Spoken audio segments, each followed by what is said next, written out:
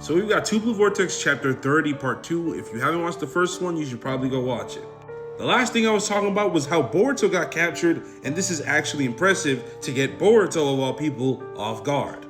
They captured him in Sector D Southwest, but one of them messed up. One of them tried to disarm him and grabbed his sword, and what do we know about Boruto's sword? It siphons your chakra immediately. This is technically Sasuke's sword, but the only people that can use it are Sasuke, Boruto, and Sumire because she gave it these abilities. Boruto teleports out of this trap very easily. Just imagine if Boruto was an enemy, how easily he could have killed them all. And instead of Boruto being the so-called edgy character that people like to display him as, he instead congratulates this guy for being able to get him off guard. He says, "You've got some skills." So he gives him some advice. He tells him if you see a Shinju, you should run away, because if you die, that'd be a waste. And he's right. Anybody who's good enough to capture Boruto can pretty much capture anyone. Boruto then goes to fly off to camp in the sky so that he doesn't get captured again, which makes a lot of sense. And then there's a bunch of Mamushis in the village now. This is getting kind of crazy. Now that Kobu is trying to force Shikamaru in the interrogation room, Inojin kind of has to take his place. Shikamaru then notices that a bunch of Mamushi are spreading throughout everywhere, and they're even getting closer to the Hokage's area. So he's hoping that that will at least strike fear in Lord Kobu so that they can call this bullshit off. But in the span of the moment, Kashin Koji intervenes. He tells Shikamaru to take the toad with him. This is my favorite part of the manga. Shikamaru asks him, "Do you have a plan?" He says, "Well," and Boruto can still hear them talking. And then he hears Kashin Koji say something like that. You can tell by Boruto's look that he does not like the sound of that. Kashin Koji then tells Inojin to release his jutsu so that he can do another one. So now nobody will be able to hear what Inojin and Kashin Koji are doing. I'll never understand where people got the idea that Boruto doesn't involve its side characters. Y'all have never been more wrong. Shikamaru walks into the interrogation room and tells him, "We're in an emergency. Can we wrap this shit up already?" And Kobu basically threatens him and tells him work is going to be the least of your worries after this interrogation if I find some shit out. So it seems like Lord Kobu just actually wants Shikamaru off that office chair. He wants him gone. This is ridiculous. They're facing an alienetic threat and a political threat as well at the same time? Boruto, Sarada, Shikamaru, Inojin, Himawari, Chocho, everybody that's in on this is literally not only facing the Hidden Leaf, but they're facing the Shinju.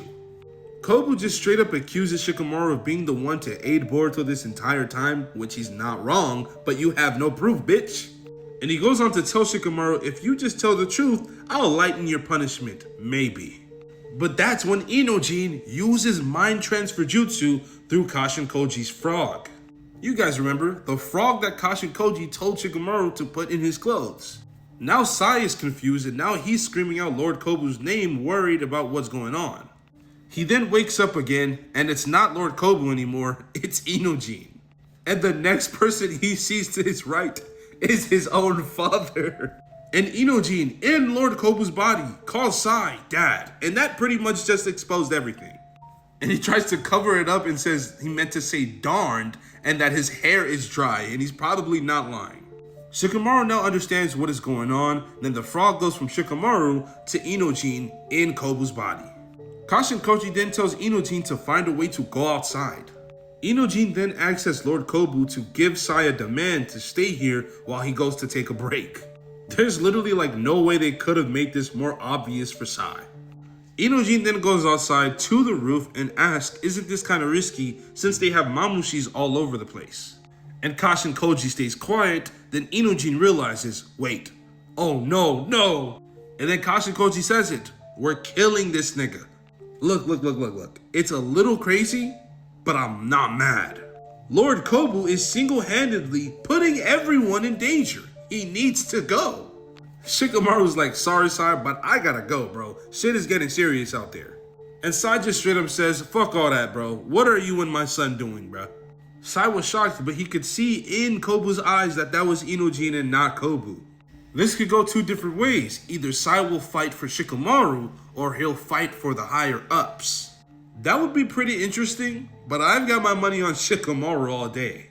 Kashin Koji literally tells Inojin to kill himself, jump off the roof. And Inojin is just shocked. He can't believe this is happening in real time.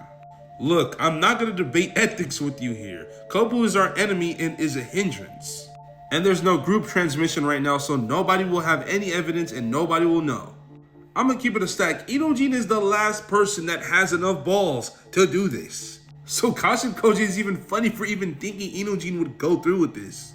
But he probably already knew that because he probably already saw this future, which was perfect timing for Mamushi to pull up so that Kashin Koji could provoke a Shinshu using Kobu's body. I want everybody to know, Koji is a dangerous man. He is using every single person as his pawn. It didn't matter if Inojin wanted to do this or not. It was never going to be in his power because Kashin Koji knows what was going to happen either way. So in conclusion, this was a pretty light chapter. It's not too much crazy stuff. It's really just build up. But I can't wait to see the outcome of this arc. I really wonder what's going to happen.